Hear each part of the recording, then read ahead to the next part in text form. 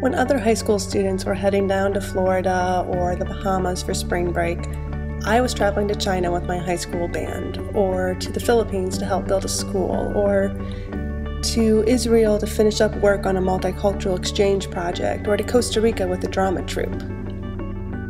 Some of these experiences that I had with my classmates and teachers from school are the most memorable that I've had, teaching me lessons about how similar the entire human race is, even worlds apart.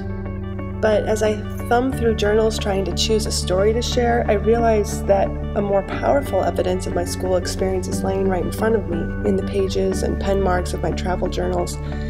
I have some memories that I can recall almost word for word, and as I look through my journals, I realize that I'm reciting verbatim some of the words that I wrote. Without these tools of reflection along the way, many of my experiences may have slipped by to be forgotten forever. April 14th, 1998, traveling through Israel along the Lebanese border. And the bus we took actually had chicken wire fences over the windows and soldiers riding on board. When we got off, there were signs warning us to stay on the path because there were active landmines nearby. April 15th, got to attend a family Seder with my host family.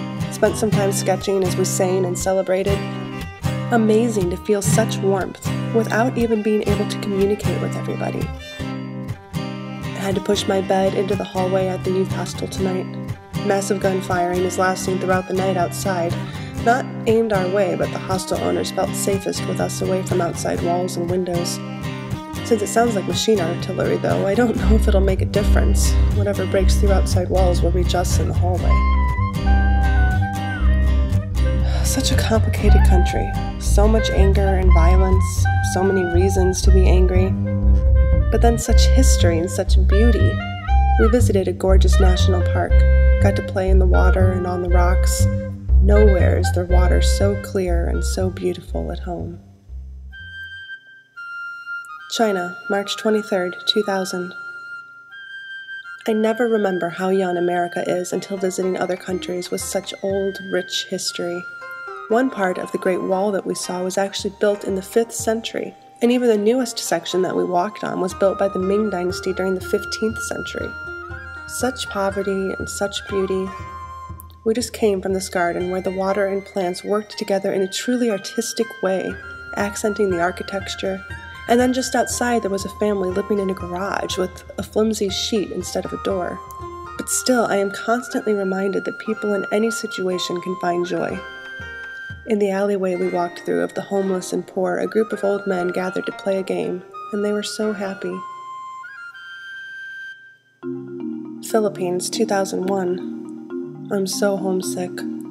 Drove across the country, found an unknown flower in a park today, stared down at the faces of a family begging for money off the side of the ship. A little boy would dive into the water to collect anything that they missed. I had to use my machete to clear land for our tents when we got here. We were out of water and must use coconut milk. Such poverty out every window. Visited the market today to choose fish and vegetables for dinner. It's shaming to see that the poorest are often also the most friendly and most generous. I'm now seeing how much time it takes to construct an entire rebar grid by hand. I drug my clothes in a bucket to the river to wash them today. Ate off a banana leaf at a restaurant. These journals, the richest accounts of my travels, represent a significant student moment in itself. I had 2 important English teachers in middle school who constantly encouraged and required me to journal and to write, but as I sort through the stack of notebooks in my closet, I find one that suggests that I had an even earlier teacher. There's a raggedy journal from my kindergarten and 1st grade years, documenting, among other things, a family vacation to North Carolina.